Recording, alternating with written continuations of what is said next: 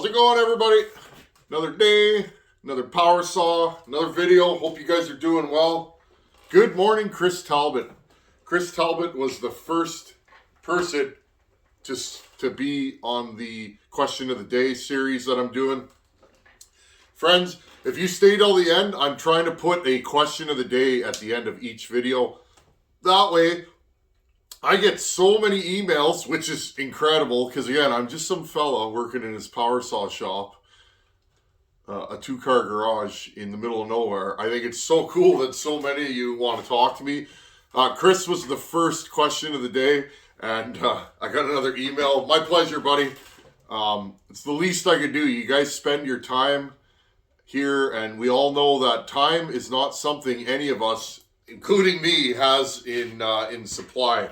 So in large supply. So Chris, my pleasure, buddy. Again, so many cool people hang out on this channel. If I can help you, I definitely will. And again, friends, send those emails if you have a question about your power saw or parts or whatever. Send them to my email. My email's on my About page. And I will put as many in as I can at the end of videos. And I'm trying to do it on every video. So if there isn't one at the end of a video, that'll be an anomaly. But definitely trying to do one at the end of each video. Got my tea. Friends, I switched from coffee to tea lately. And I'm drinking tea with a little bit of honey in it and a little bit of milk. I drank doubles for years. Starting to be hard on my gut, and one day I ordered a tea for a day and suddenly my gut felt better, so I'm on the teas. Okay, this video, I think this is an important video if you're learning how to port saws or if you've never ported a smaller saw. Let's time this 200T. I want you guys to study this. This will be an important video. Study the timing numbers versus how this saw runs. This saw, okay, these saws are high RPM and pretty torquey. When I was doing my test cuts, that is rock hard ash. It's been down a year. It's cold. It's frozen. You can hear the chain chattering. And friends, this chain is razor sharp. That's how hard that wood was. And I don't do the hardwood, softwood thing. A lot of places softwood grows more readily and a lot of places hardwood grows more readily. What kind of saw you port is probably, or even like, is probably more based on your location than what's right or wrong. That's why, friends, I don't argue about porting theory. I think that kind of thing is super ridiculous. Everybody likes a different saw. And it depends on what you cut, and if you don't have hickory where you are, you're not going to build a saw for bucking hickory. The inverse of that is if you live somewhere with a lot of softwood. I cut a lot of softwood here, friends, because that's what grows here. I cut in a lot of tree lines and shelter belts. That stuff was planted. We do have oak here, though, so I have different saws for different jobs. But this saw here, my notes on it, I wanted to run it and really study how it runs. Just for my own brain, this saw has high RPM and it's fairly torquey. And I say fairly, it's not a big saw, friends. This is 35 cc's. Thank you to all those that sent me the specs on these saws. Again, you guys help out tremendously. This saw is 35 cc's, okay? Not a lot of displacement going on in there. It's fairly torquey though. I was leaning on it in the cut there outside and it was pulling. So let's break right here and I'll put in a little clip of me testing the saw last week so you guys can get familiar again.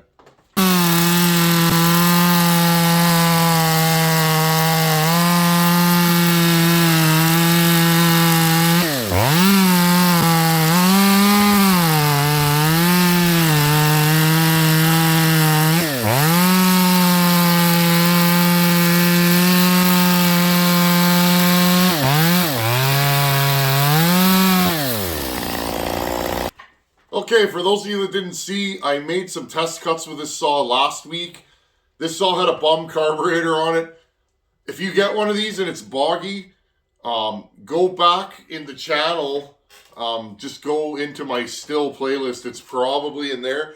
I did a quick and dirty repair to these carbs. It usually works. If you don't want to do that, put a new carb on it.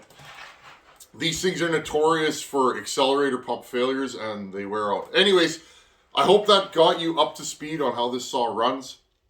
This saw runs at, 14,000 plus RPM, but it's fairly torquey, friends.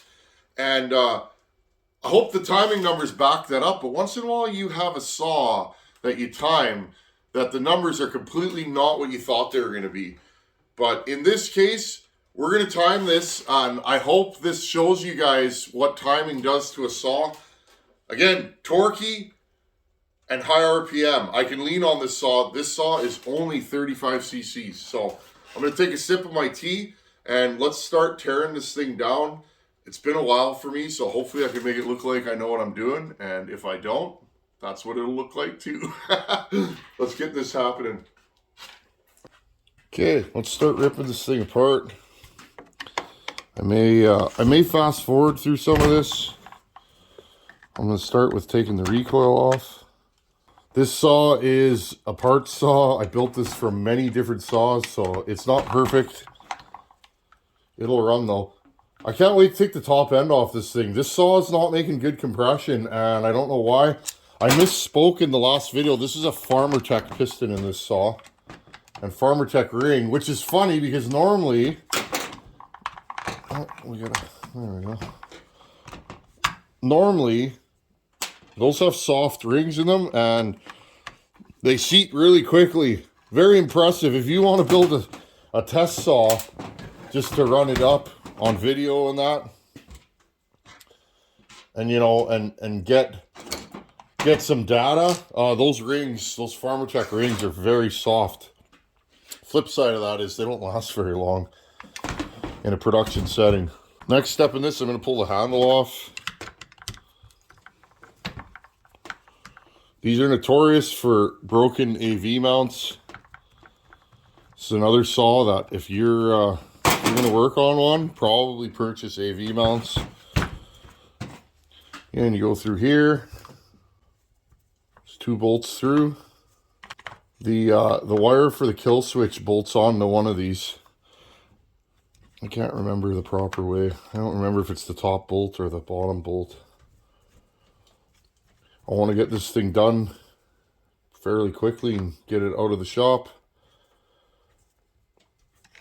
Probably going to do some more work to Caleb's 288. I've been going through my parts stash just to mix and match OEM parts with that Farmer Tech build. I'm going to go with a lot of OEM parts. I've had those parts for years. And I want Caleb to have a good running saw. So I've been going through parts boxes and finding them good stuff that I have and cleaning it. And that's why you guys haven't seen any more action on that saw. And I like it that way. Okay. I kind of laid out all the tools I need for this today. I don't remember what carb I put on here. I think this is a 20T carb, like an 020T carb. What's the difference between the 020T and this? The transfers, from what I can tell. 020s have a single transfer. 200Ts have double transfers. I don't know which is better. A lot of guys tell me they prefer the 020. It's too bad I had an 020 and I got rid of it. I didn't know enough to know back then. Okay, this carb, undo this. This is your choke linkage right here. And then your throttle linkage is there. As you pull the carb back, the throttle linkage will come off. Whoa. Why do I do that with every still? I always, because I don't know why, stills don't vent pressure like Huskies do. There you go. I already drained all the fuel out of this thing. Okay. Take off this ring.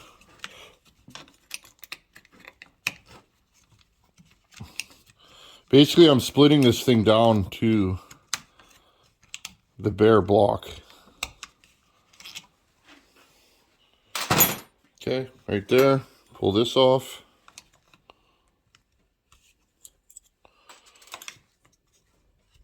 Gently push that through, and I mean gently. There you go. Okay, now there's one more screw left for this rear AV mount. Undo that. I remember building all these saws. All the handles were broken, and it was interesting. They were the most destroyed saws I've ever worked on. But again, being top handle saws, I can understand. I believe there's an impulse line. We're going to change that. I don't use tag-on for impulse lines anymore. And again, there's your kill switch wire right there. Okay, so if you have one of these with the kill switch that doesn't work, 9 out of 10 times that wire's unplugged from the handle. Okay, now watch this intake, friends. It's actually so silly how this is held on, but it works. Okay. Yeah, I remember building these now. It's been a while. I built a gazillion of these on the channel right when I was starting out on YouTube. Again, just like now, I'll buy saws. I'll buy saws for content, right? That's what I do. There's your intake side. What does the intake look like on this saw? Looks pretty good.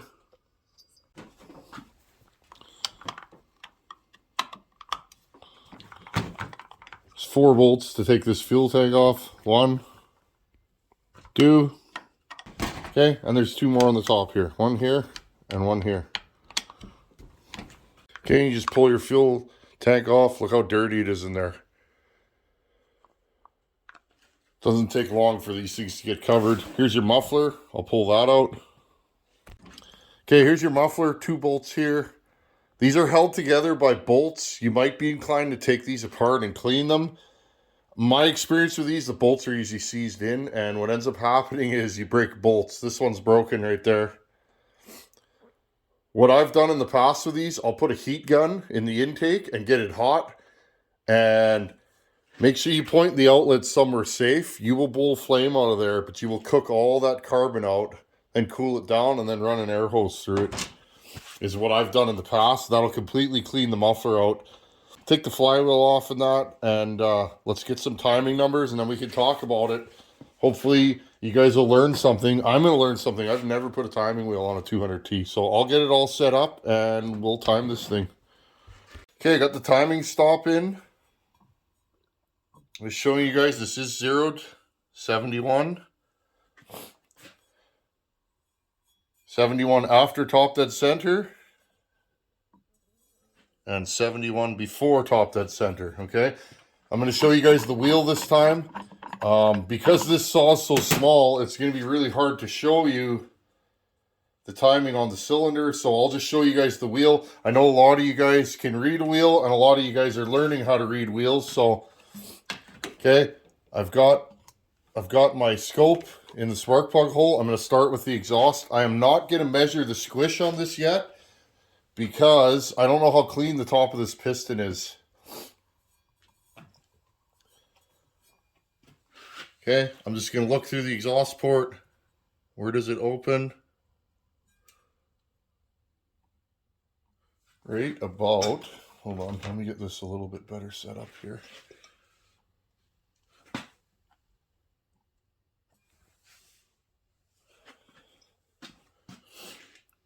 So 98 before top dead center is what I'm seeing. I'll spin it around again. Wonder why this thing pulls so much RPM. Right about there. Just right there. So 98 before top dead center. Okay, and where does it close? Right about there. Right about, hold on. Right there. I'm not getting it here, friends. Right about there. Okay, so it opens and closes at 98. I'm going to write that down. Okay, now I'm going to see if I can see where the transfer's open. Right about right there. Looks like we got 131. So, talking long blowdown, this saw has it. Right about there. Yeah, 131. Wow. That's that's long, friends. Blowdown. 131 after top dead center. Funny that one of the strongest, craziest saws out of the factory ever built has such long blowdown. Me personally, I would think that's too long a blowdown for this saw. But again, that's just me. Who am I to argue with results? And this thing runs. Now I'm just going to go over onto the intake side. Put my scope down in there. Intake opens right about there. What do we have? 76. Just really making sure. Right there. What are we at? 76 is where my intake's opening. Go all the way up and close it right there. Somewhere about there. Right there. What do we have? 76. So 152 intake. 33 degrees of blowdown and a 98 exhaust roof. Oh my, that's a hot saw. Okay, friends, so intake. Intake was at 76 or 152, right? Times the number by 2 on the intake and that's your duration. So if it was 75, it'd be 150. 76 is 152. 152 duration. Wow. Now, I suspected these were long blowdown saws based on how they run. I didn't suspect to be that long. Friends, a saw this size, I would shoot for 20 degrees of blowdown. Now, of course, I'm not going to do that in this scenario. There are things we can do to open the transfer sooner, and I might actually do that in this saw without actually grinding them higher. Think about how this saw runs. It has a lot of power up top. The power band is up top, but it's got torque, friends. Lots of torque for a little saw. If these didn't have torque, guys wouldn't be, topping. I've seen guys top some pretty decent sized trees with these. Now, they're not huge trees, but you guys get what I'm saying. First off, friends, I think this exhaust roof is too high.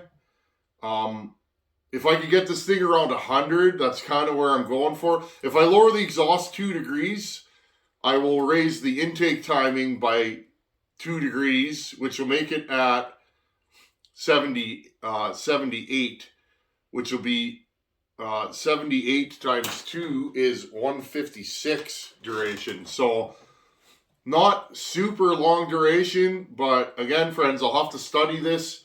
I don't know what I can get away with on this saw because this will be the first one I've ported.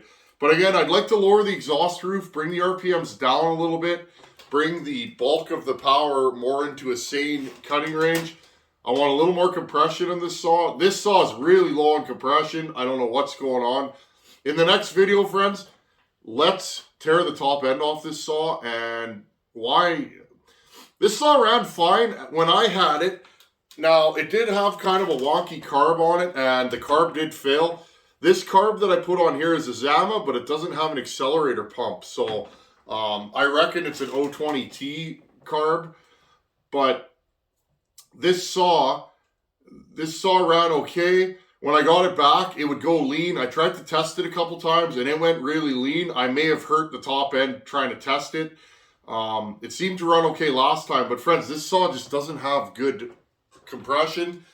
I suspect partially that there might be some piston damage, but also suspect that the bottom ring's not seated yet. Typically the top one will seat first and then the bottom one. These are a 2-ring piston, so I may go single ring on this build.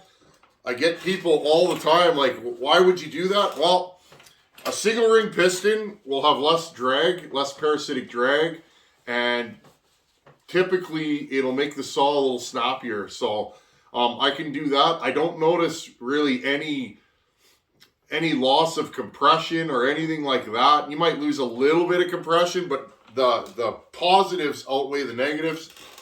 Most of the angry fast saws that have ever been made are either 2 really thin rings or 1 ring. And that's just the way it is. You can go 2 rings on these though, and I might still do that. I'm just thinking out loud, friends. But again, I want to lower the exhaust roof, which may involve some lathe work. And I also would like to do a little bit of transfer work to this thing and just make it a little angrier. I'm not making this thing crazy. I just want to make it a really strong topping saw for Hogan. Hogan climbs every day now. That's what he does for a living. He's a climber. And he tops trees pretty much all day. I'd like to make this a good, reliable work saw for him. He wants it faster though, friends. He mentioned he wanted it ported, so it's like, sure, I'll do that. Again, more content for the channel. All these builds that I take, friends, are for content. It's not for showing off or anything like that. Friends, I keep buying saws for content. Most of the work I do on this channel are my saws or a couple of buddies. I do that on purpose. That way, I'm not rushing deadlines and I'm not cutting corners or not filming everything. I take builds so that I can show you guys what I'm doing, not to make money or show off my porting skills. It's for me to learn and for hopefully for you guys to learn. So I'm really excited to do this saw. It's really small. I do have a lot of experience running these and building them, which is a good thing. But we'll see where this one ends up. In the next video, friends, let's take this top end off and nitpick it. I built this saw years ago when I didn't have any money. I didn't have the experience I do now. I've learned so much in the last 2-3 years since I built this saw. Maybe there's something I could have done better, and if I could have, I'm going to show you guys on video. Maybe this top end was no good. I don't know. This is an OEM top end. I bought 12 of these, and I threw saws together. I threw saws together in parts batches. And I just kept going through them till I ran out of parts. This is one of the later ones I built. But again, friends, hopefully this cylinder is still good, or we will have to go aftermarket. Anyhow, well, I guess we could buy a Stihl top end, couldn't we? Yeah, they still make top ends for these, don't they? Well, maybe we'll go that route. It's hard to say, friends. Stay tuned. I'm going to pull this thing apart in the next video, and let's see why it doesn't have a ton of compression. Is it just that it's not broken in? Is there damage to the piston, or are the rings not seated, or all 3? It's time for question of the day. This one came from Oliver Spee. Oliver sent me these pictures right here.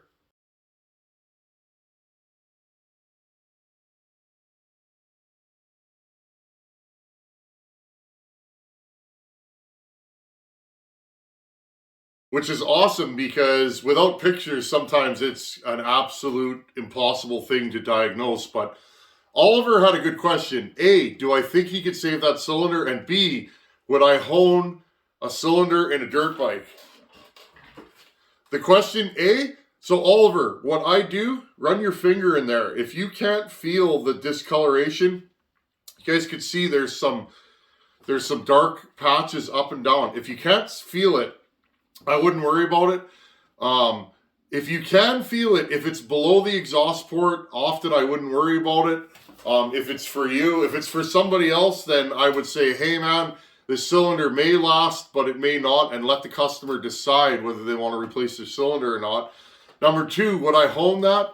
If that's a Nikasil cylinder, which it probably is, I would 100% hone that. I typically don't hone chrome cylinders, but I will hone Nikasil. So Oliver, get a Nikasil hone. There's various manufacturers. I use the Dingleberry hones in, I believe they're 320 grit. And from Brush Research, buy a hone that is sized to your bore.